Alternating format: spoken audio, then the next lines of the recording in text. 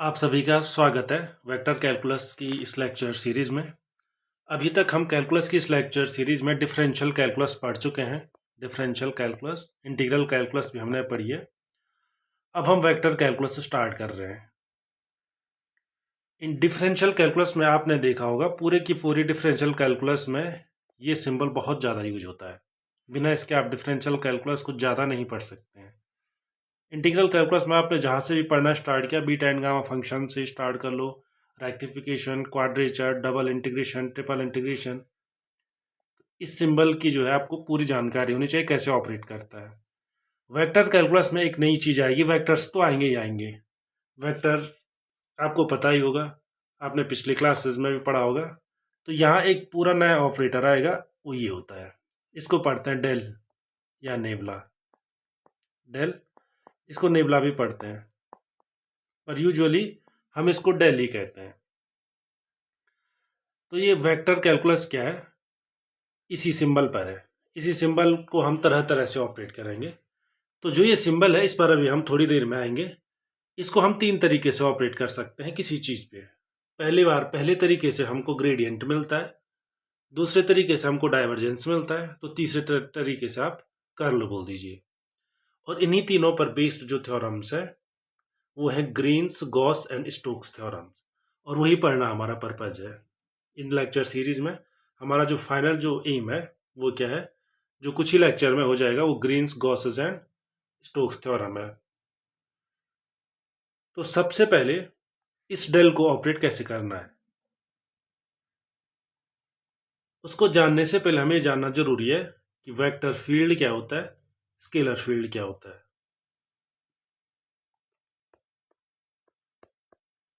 Vector field, पहले scalar field की बात करें तो अभी तक आपने जितने फंक्शन पढ़े सारे स्केलर ही है।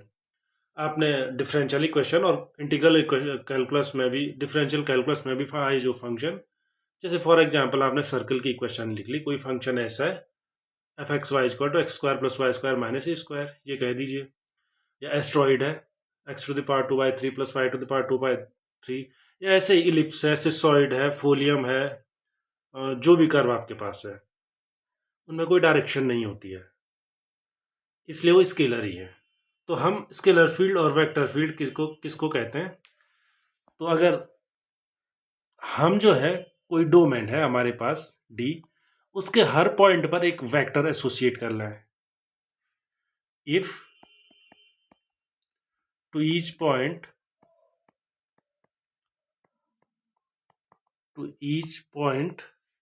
तो कोई पॉइंट क्या होता है, ईच पॉइंट मान के चलिए पी एक्स वाई जेड है, और फिर रीजन आर, रीजन है या डोमेन जो कहना है कह दीजिए, और फिर रीजन आर। तो जो ये रीजन है यूजुअली हम 3 डायमेंशन का ही लेंगे या 2 डायमेंशन का ही लेंगे। तो इन स्पेस लिख लेता हूं मैं,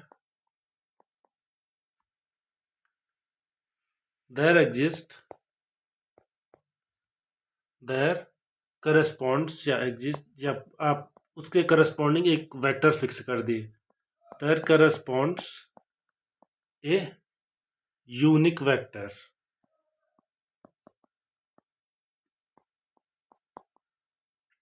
पी पॉइंट है, उस पर कोई यूनिक वेक्टर है तो उसे एफ पी बोल दीजिए।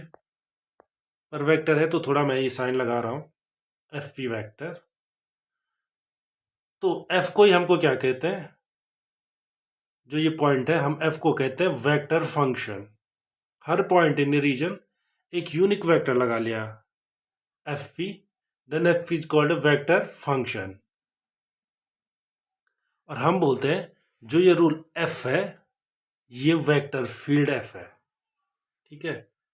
Vector function unique vector f v, then f is called a vector function.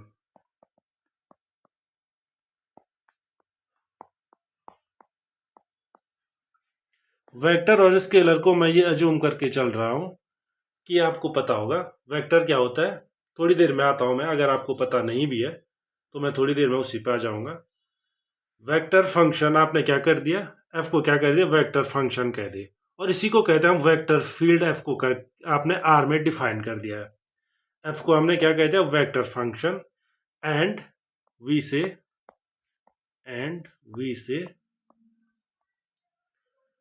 That vector field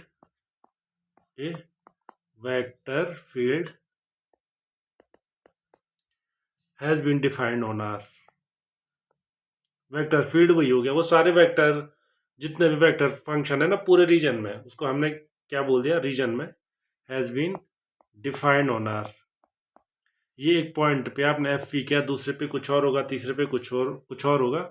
आपने पूरे रीजन में जो फंक्शन डिफाइन किया हुआ है, अगर आपने कर दिया है ऐसा, तो आप बोलेंगे आपने क्या कर दिया है, हैज बीन डिफाइंड ऑन या इन आर, जो भी है रीजन आर, या आप डोमेन भी कह सकते हैं।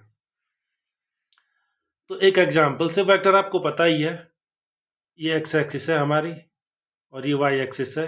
मैं केवल 2 डायमेंशन में चल रहा हूँ अभी। तो जो एक्स एक्सिस और वाई एक्सिस होता है, इधर यूनिट वेक्टर आई कैप होता है, जो पिछली क्लासेस में पढ़ा है, इधर जे कैप होता है। तो मान के चलो कोई पॉइंट है यहाँ पे पी, तो वो एक्स वाई होगा। तो ये एक्स होता है, ये वाई होता है, तो उसी पॉइंट को आप कहते हैं x i cap plus Y J cap. इसमें डायरेक्शन भी है, आई कैप एक्स एक्सिस के लॉन्ग होती है, वाई और जो जे कैप होती है वाई एक्सिस के लॉन्ग होती है। अब अगर तीसरी डायमेंशन भी मैं इसमें इंक्लूड कर दूं, तो ये एक्स वाई जेड हो जाता है 3 प्लस जेड की कैप, इतना हो जाता है। और इसको हम यूजुअली पोजीशन वेक्टर बोलते हैं, आर वेक्टर। और स्केलर वो होता है जिसमें कोई डायरेक्शन नहीं होता है। तो वेक्टर में आप देखिए हमेशा डायरेक्शन होती है। अब यहाँ पे एक चीज देखिए, वेक्टर फील्ड के एग्जाम्पल क्या है। तो एक सिंपल सा एग्जाम्पल ले लीजिए, आप f x y z equal to define कर दीजिए। अगर आपको समझना है तो सिंपल एग्जाम्पल ले लीजिए, x i cap plus Y J cap plus Z की कैप। मान के चलो कोई फंक्शन ऐसे डिफाइंड है, तो क्लियरली एक वेक्टर फंक्शन है। क्यों वेक्टर फंक्शन है, ये वेल नोन वेक्टर फंक्शन है, और इसको क्या बोलते हैं, पोजीशन वेक्टर। किसी भी पॉइंट की, जैसे ये है, तो तब ये यहाँ से यहाँ तक आएगा, उसके बाद यहाँ से यहाँ जाएगा, और उसके बाद ये जाएगा। तो ये आर वेक्टर होता है। इसको ऐसा कर लेता हूँ मैं, दूसरे उससे लिख लेता हूँ कलर से, ये आर वेक्टर होता है ये, क्योंकि इसमें डायरेक्शन भी है, ओरिजिन से पी पॉइंट की तरफ की डायरेक्शन है इसकी। तो इसे हमने कहते हैं पोजीशन वेक्टर। वेक्टर फील्ड कई और भी हो सकते हैं एग्जाम्पल। फॉर एग्जाम्पल मान के चलो ये हमारी अर्थ है और ये कोई सैटेलाइट है, छोटा सा सैटेलाइट, और ये अर्थ का सेंटर हो गया। तो आप पूरी सेंटर का, इसके पूरे का मास यहाँ पे दिखा सकते हैं, और इसका भी कोई सेंटर ऑफ ग्रेविटी होगा उस पर, वहाँ पे आप मास स्मॉल m कह सकते हैं। तो इस छोटे से सैटेलाइट पे अर्थ कितने ताकत से इसको अपनी ओर खींच रही है, या लगने वाला फोर्स। तो फोर्स हमेशा वेक्टर होता है, क्योंकि फोर्स के साथ आपको बोलना पड़ेगा डायरेक्शन कौन सी है।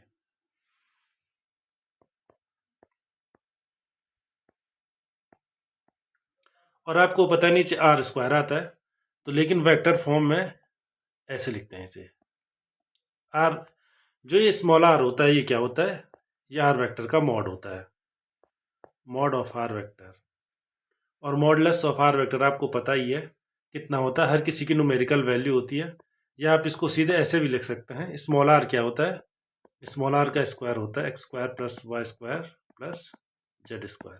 ये स्मॉल आर है, ये स्मॉल आर स्केलर है, क्योंकि x square plus y square plus z square है, इसमें कोई डायरेक्शन नहीं है।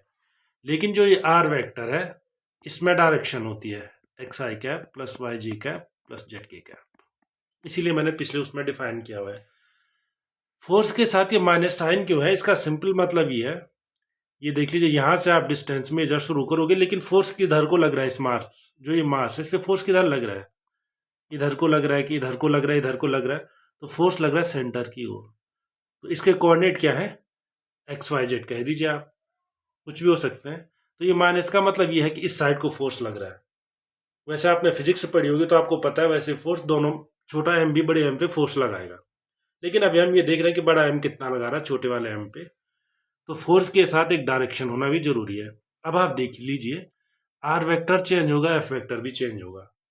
क्योंकि सैटेलाइट कहीं पे भी हो सकता था, सैटेलाइट यहाँ पे भी हो सकता है, आर वेक्टर चेंज हो गया, सैटेलाइट यहाँ पे भी हो सकता है, आर वेक्टर चेंज हो गया, फोर्स चेंज हो गया, यहाँ पे भी हो सकता था, यहाँ पे भी हो सकता है, यहाँ पे, मतलब हर पॉइंट पे हमने एक नया वेक्टर डिफाइन कर दिया है।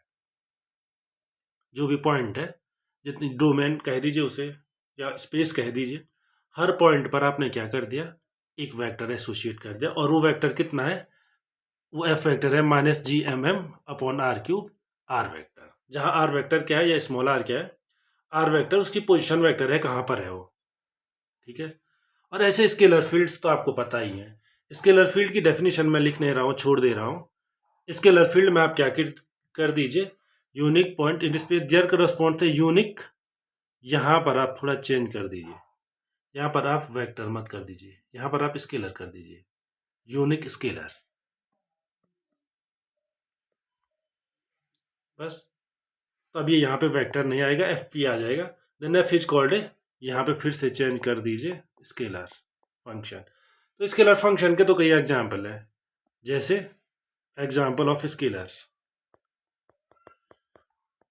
इसके स्केलर फंक्शन के, कि आपके रूम में किसी या कोई सरफेस है, सरफेस ऑफ अर्थ है, तो वहां पे टेम्परेचर कितना था सरफेस पे, तो टेम्परेचर किस डायरेक्शन में, ये मीनिंगफुल नहीं है।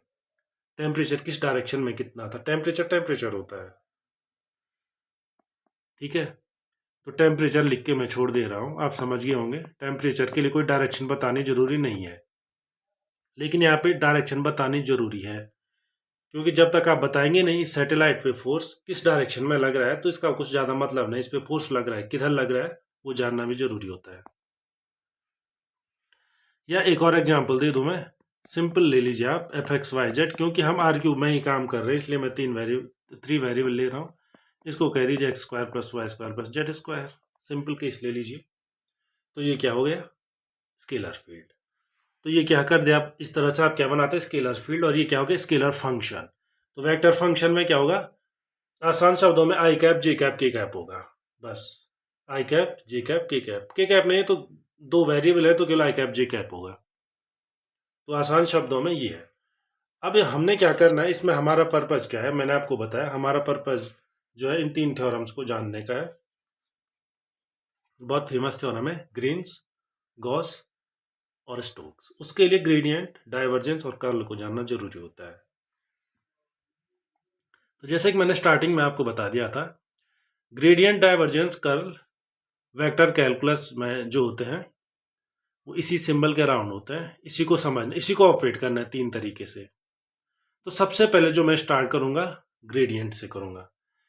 इसको डेल बोलते हैं, मैंने पहले बोला है, इसको, इस ऑपरेटर का नाम है डेल, और नेबुला भी इसको बोलते हैं। तो अब देखते हैं इसको ऑपरेट कैसे करना है और ये ऑपरेटर है क्या। अब आप देख लीजिए, इस ऑपरेटर को पहले मैं डिफाइन कर लेता हूं। The vector operator, the vector differential, ये वेक्टर का डिफरेंशिएशन करने में यूज होता है, वेक्टर डिफरेंशियल ऑपरेटर।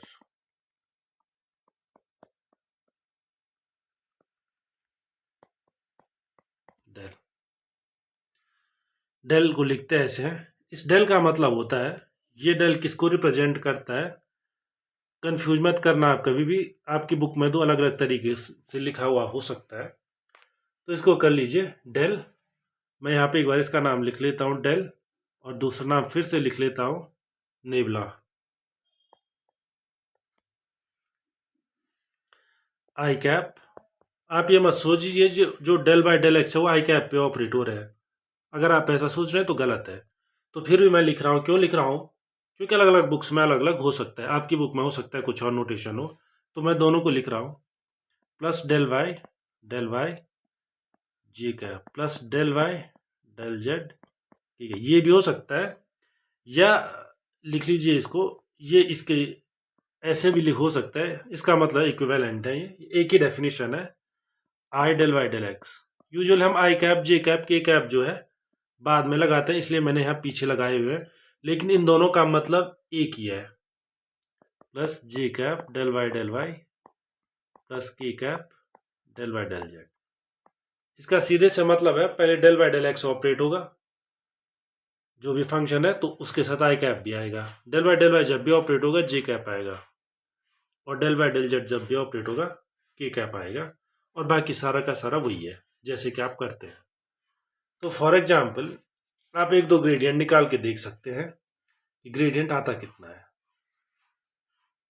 एक रूल आप हमेशा याद रखना, ग्रेडियंट आप हमेशा स्केलर का ही निकाल सकते हैं, क्योंकि इसमें ना कहीं मैंने डॉट प्रोडक्ट का न कहीं क्रॉस प्रोडक्ट का, ये ऑपरेट स्केलर पर ही हो सकता है क्योंकि एक वेक्टर ऑपरेटर है।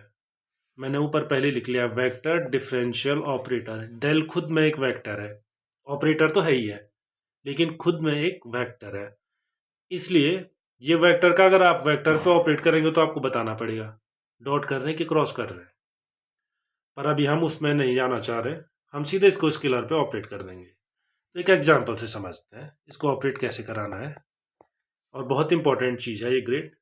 ये यही डेल वहाँ भी अप्लाई होता है, आग में मैक्सिमा मिनिमा जब मल्टीवेरिएट कैलकुलस में पढ़ते हैं वहाँ भी ये यूज होता है। तो मान के चले जो हमारा फंक्शन है if small f x y z, मान के चलिए इसकी वैल्यू कितनी है 3x² वाई, कुछ भी हो सकती है 3x² Y minus y² z², कुछ भी ले सकते हैं आप।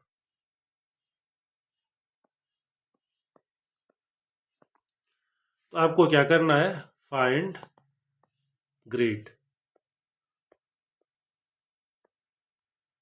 ग्रेडियंट क्या है, ग्रेडियंट यही है जो कि मैंने अभी आपको बताया, इस डेल को आप किसी स्केलर पे ऑपरेट कर दो, वही ग्रेडियंट है। Find grade F.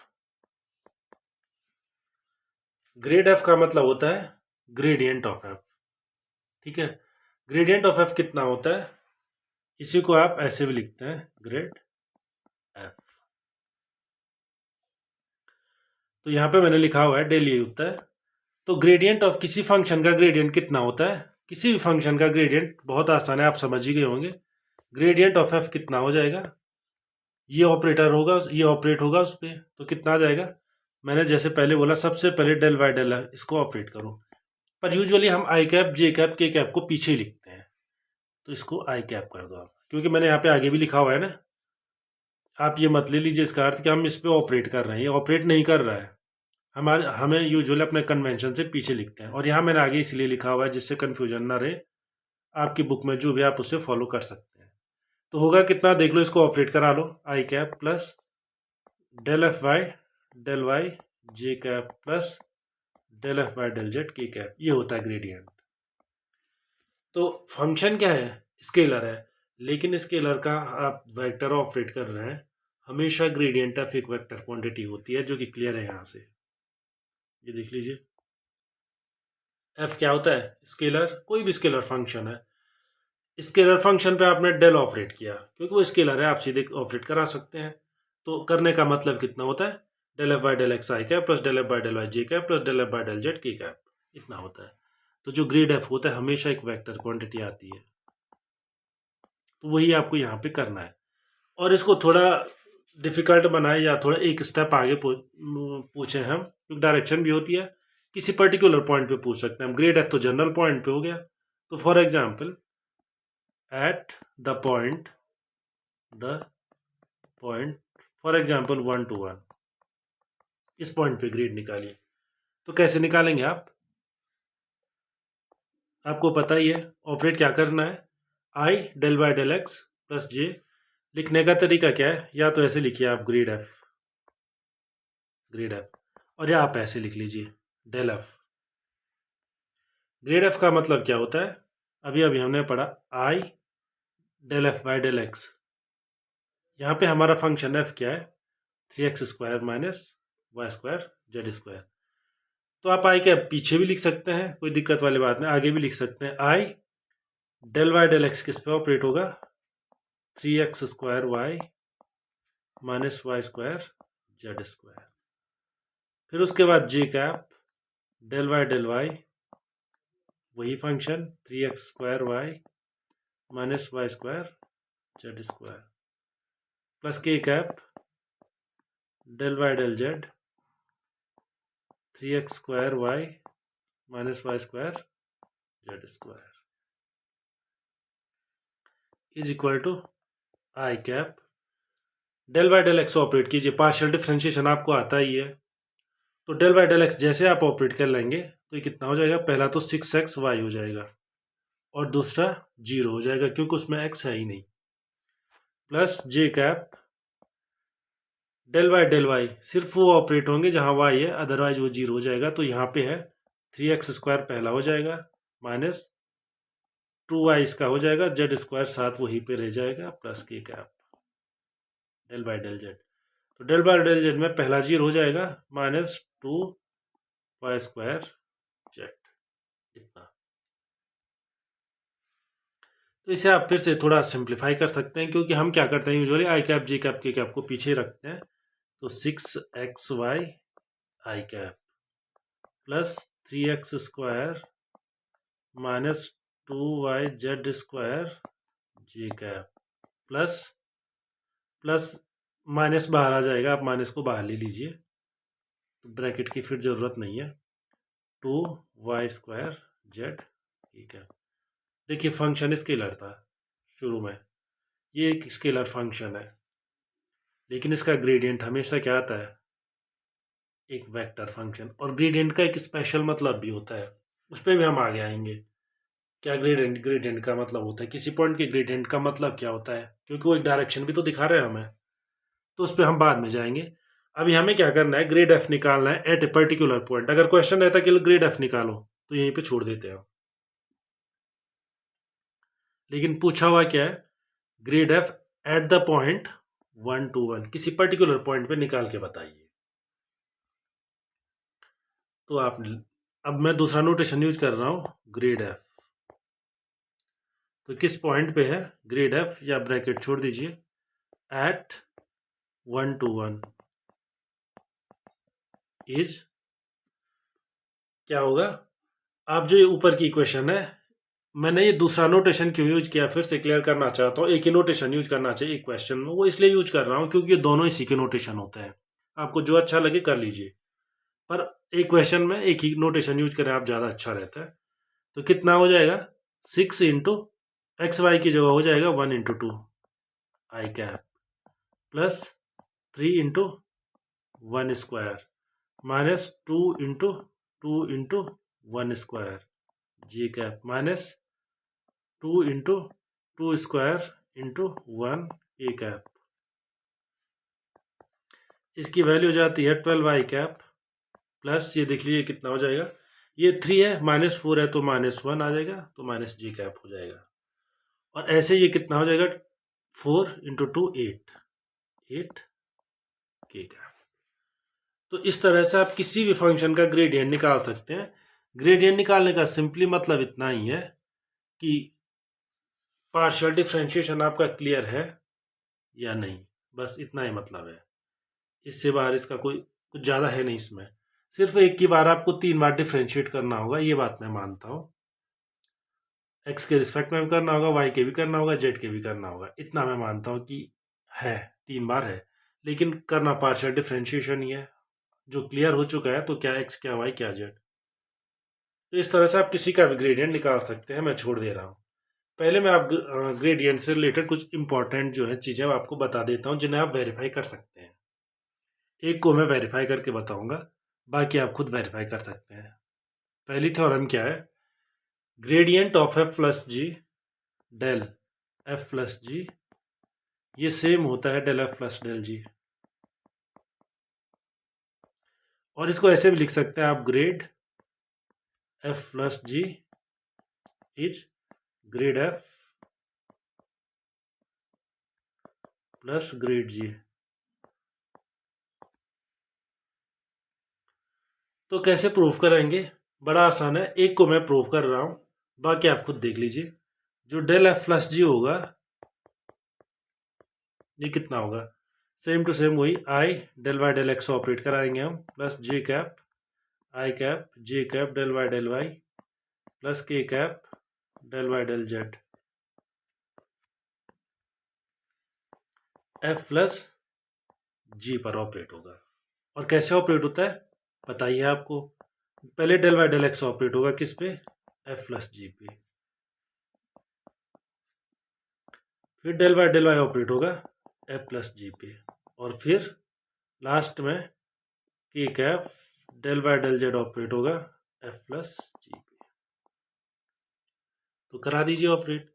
जो डेल बाय डेल एक्स है पार्शियल डिफरेंशिएशन में आपको पता है वो एडिटिव होता है फंक्शन के सम के साथ आई, इसको आप लिख सकते हैं del F by del x plus del F by del ji by del x.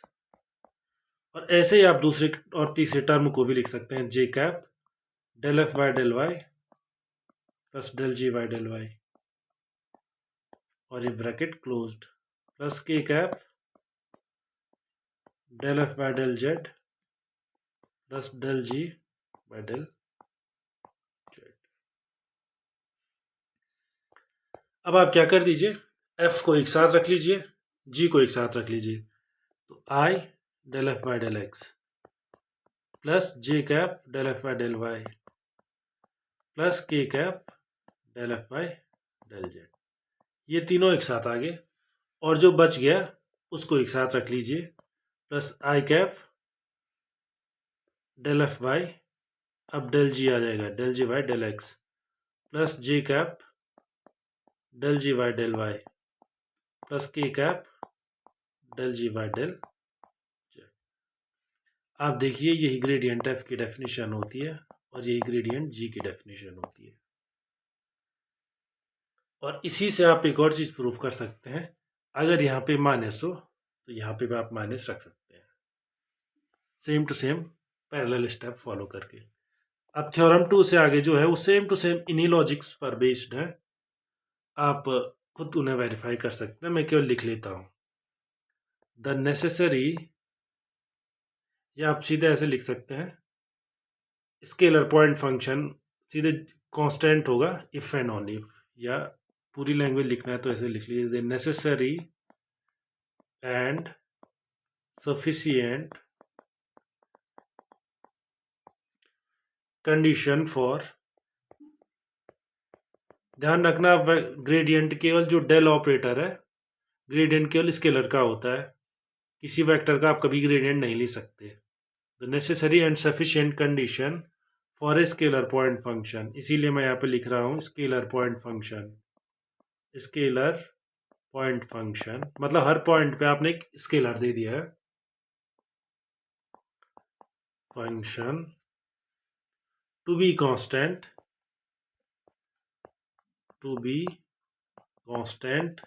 is grade f is equal to 0.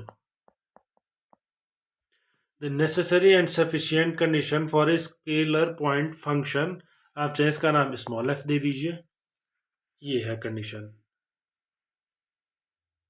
Proof कैसे करना है, सेम टू सेम वैसे जैसे डिफरेंशिएशन में करते हैं आप, कोई फंक्शन कांस्टेंट होगा, डिफरेंशिएशन 0 है, डिफरेंशिएशन 0 है तो फंक्शन कांस्टेंट है। सिर्फ यहाँ पे क्या होगा, यहाँ पे 3 डेरिवेटिव आएंगे, जैसे ही वो 0 होंगे तो तीनों कंपोनेंट 0 हो जाएंगे और क्वेश्चन हो जाएगा। अगली थ्योरम देख लीजिए। अगली थ्योरम आप कैसे कर सकते हैं, मैं सीधे लैंग्वेज में लिख रहा हूं, जो ग्रेडियंट ऑफ एफ जी होता है, आगे आपके पास एफ ग्रेड जी, आगे आपके पास डाइवर्जेंस और कर्ल आएंगे, उनके साथ भी आप इन फॉर्मूलों को फिर से पढ़ेंगे कि वो प्रोडक्ट के साथ कैसा बिहेव करते हैं। ये तो एक प्रकार से अच्छे से बिहेव करता है, बिल्कुल डिफरेंशिएशन की तरह। मतलब ग्रेड एफ जी जो होगा वो क्या होगा, ग्रेड जी और एफ के साथ मल्टीप्लाई कर लो, प्लस एक बार इसका ग्रेडियंट एक बार दूसरे का ग्रेडियंट। और यहाँ पे मल्टीप्लाई की आप दिक्कत मत रखिए, इस पे कोई कंफ्यूजन मत करना अभी आप, वैसे अभी कंफ्यूजन का पॉइंट नहीं है, लेकिन आगे एफ को आप कैसे मल्टीप्लाई कर सकते हैं ग्रेड जी से, क्यों, क्योंकि ग्रेड जी एक वेक्टर है, एफ एक वेक्टर नहीं है। ऐसे यहाँ पे ग्रेड एफ वेक्टर है, जी वेक्टर नहीं है, एफ और जी दोनों में स्केलर है, दोनों स्केलर है, स्केलर को आप वेक्टर के साथ सीधे मल्टीप्लाई कर सकते हैं, कोई दिक्कत वाली बात नहीं है। ऐसे यहाँ पे ग्रेड एफ वेक्टर है लेकिन जी स्केलर है, इसलिए आप कैसे मल्टीप्लाई कर सकते हैं, कोई दिक्कत नहीं है। लेकिन आगे ये प्रॉब्लम आएगी, क्योंकि जिनको आप मल्टीप्लाई कर रहे होंगे जरूरी नहीं वो दोनों स्केलर हो, वो वेक्टर हो, तो आपको वहाँ पे अच्छे से देखना होगा कि कौन सा प्रोडक्ट लेना है, वो डॉट प्रोडक्ट है या क्रॉस प्रोडक्ट है। तो इसको भी आप सेम टू सेम उसी रूल से कर सकते हैं जैसे कि मैंने पिछला वाला किया हुआ है। अगली थ्योरम सेम टू सेम हुई है। आप जो है ग्रेडियंट एफ बाई जी का भी ले सकते हैं और वही आता है जो एक्सपेक्टेड है।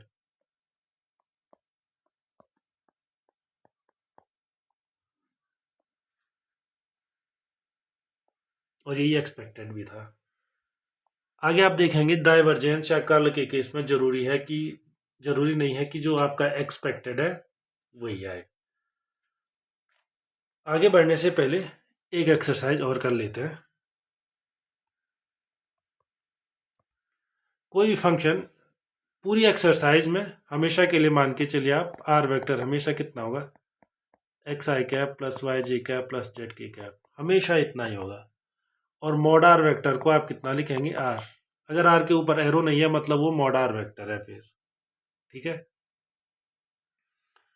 जो ग्रेडियंट ऑफ एफ आर होता है, मान के चलो कोई भी फंक्शन आर है, आर का कोई भी फंक्शन है, उसका जो ग्रेडियंट होता है स्केलर, वो कितना होता है, f dash r grade r होता है। और ग्रेड आर कितना होता है ये भी तो क्वेश्चन है। तो इसको एक एक्सरसाइज मान लीजिए, दूसरी एक्सरसाइज में मान लीजिए, इसको मान लीजिए ग्रेड आर कितना होता है, आर वेक्टर बाय आर। कैसे करेंगे देख लीजिए। सॉल्यूशन, जो ग्रेड एफ आर होता है वो कितना होता है, ग्रेड एफ आर होगा by definition i cap del Y del x. Grade का मतलब क्या होता है वो लिख लीजिए, j cap del Y plus के cap del Y del Z. ये तो क्या होता है, डेल का मतलब होता है वो एफ आर पे ऑपरेट होगा। आर आपको पता ही है स्केलर है, एफ आर भी स्केलर है। इससे आगे क्या होगा, इसके बाद ये सब पे ऑपरेट होगा, एफ आर पे डेल वाई डेल एक्स भी ऑपरेट होगा, प्लस जे कैप डेल वाई किस पे ऑपरेट हो जाएगा, एफ आर पे, प्लस के cap del Y del Z f r पे। आप अब यहाँ पे वेक्टर डिफरेंशिएशन वगैरह सब भूल जाइए, आप पार्शियल डिफरेंशिएशन पे चले जाइए। पार्शियल डिफरेंशिएशन कैसे किया था हमने, हम डेल बाई डेल एक्स के रिस्पेक्ट में डिफरेंशिएट कर रहे हैं और सामने जो फंक्शन है वो आर का है, तो कितना हो जाएगा, आई कैप तो ऐसे ही रहेगा, लेकिन ये हो जाएगा एफ डैश आर और del are by del X. ऐसे दूसरा कितना हो जाएगा, J cap F dash R del are by del Y. ऐसे तीसरा K cap F dash R del are by del Z. F dash R आप बाहर भेज सकते हैं, भेज दीजिए, क्योंकि स्केलर है वो, फर्क नहीं पड़ता पाई कैप से पहले रखें बाद में रखें, कैसे मल्टीप्लाई कर लो फर्क नहीं पड़ता है। अंदर क्या बच रहा है, I cap del are by del x plus J cap del are by del Y plus के cap del are by del Z, इतना। और एफ डैश आर को वही लिखिए, ये डेफिनेशन ही किसकी होती है, ग्रेड आर की।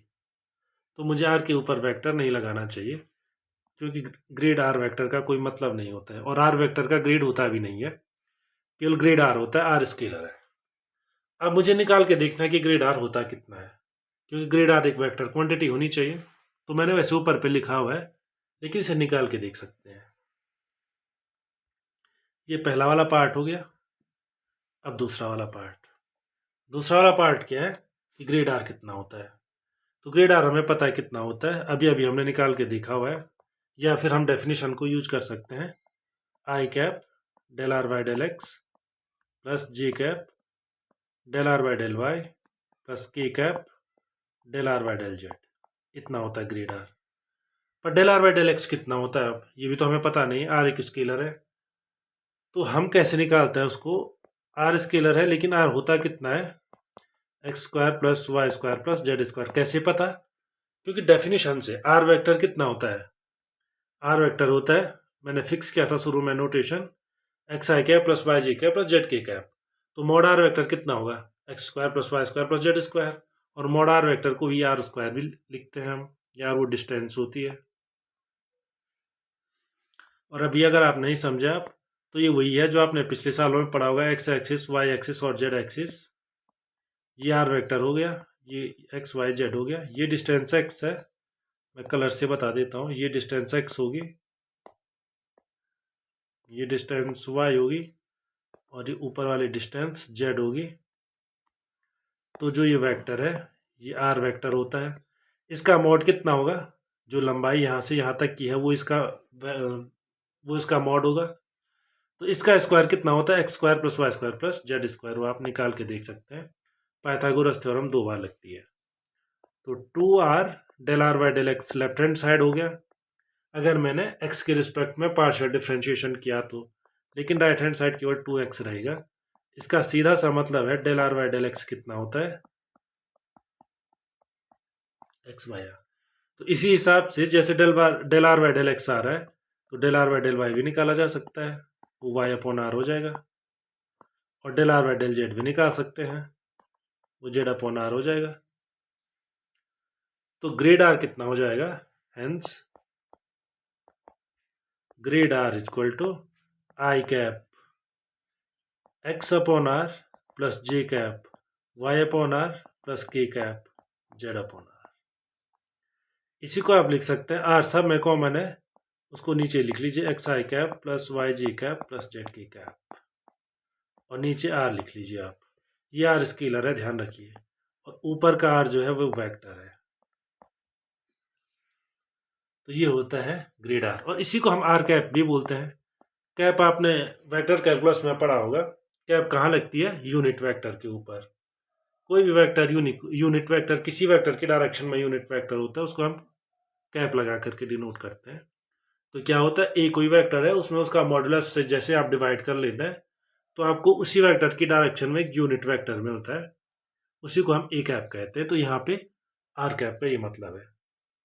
अगले लेक्चर में हम ग्रेडियंट को थोड़ा आगे बढ़ाएंगे और फिर डाइवर्जेंस और कर्ल को जानने की कोशिश करेंगे। Thank you.